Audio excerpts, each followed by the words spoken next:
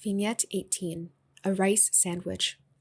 These special kids, the ones who wear keys around their necks, get to eat in the canteen. The canteen! Even the name sounds important. And these kids at lunchtime go there because their mothers aren't home or home is too far away to get to. My home isn't far, but it's not close either. And somehow I got it in my head one day to ask my mother to make me a sandwich and write a note to the principal so I could eat in the canteen too.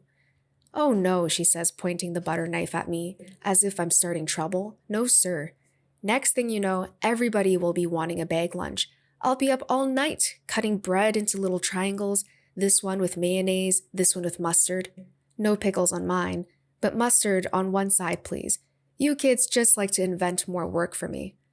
But Nenny says she doesn't want to eat at school, ever, because she likes to go home with her best friend Gloria, who lives across the schoolyard. Gloria's mama has a big color TV, and all they do is watch cartoons. Kiki and Carlos, on the other hand, are patrol boys. They don't want to eat at school either. They like to stand out in the cold, especially if it's raining. They think suffering is good for you, ever since they saw that movie 300 Spartans. I'm no Spartan, and hold up an anemic wrist to prove it. I can't even blow up a balloon without getting dizzy. And besides, I know how to make my own lunch. If I ate at school, there'd be less dishes to wash. You would see me less and less and like me better. Every day at noon, my chair would be empty. "Where is my favorite daughter?" you would cry. And when I came home finally at 3 p.m., you would appreciate me. Okay, my mother says after 3 days of this. And the following morning, I get to go to school with my mother's letter and a rice sandwich because we don't have lunch meat. Mondays or Fridays, it doesn't matter. Mornings always go by slow, and this day especially. But lunchtime came finally, and I got to get in line with the stay-at-school kids. Everything is fine until the nun who knows all the canteen kids by heart looks at me and says, "You, who sent you here?"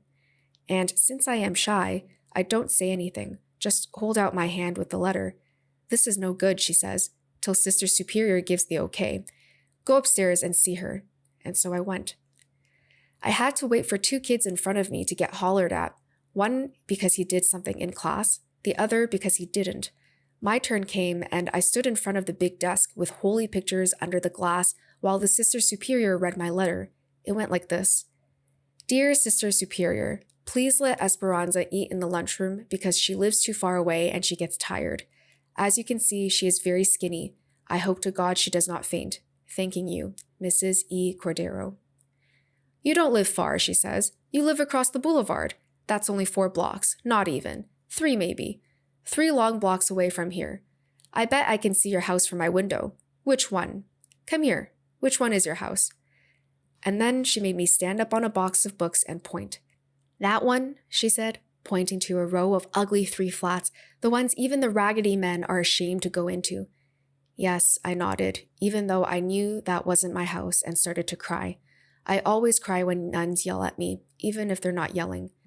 Then she was sorry and said I could stay. Just for today, not tomorrow or the day after. You go home. And I said yes, and could I please have a Kleenex? I had to blow my nose.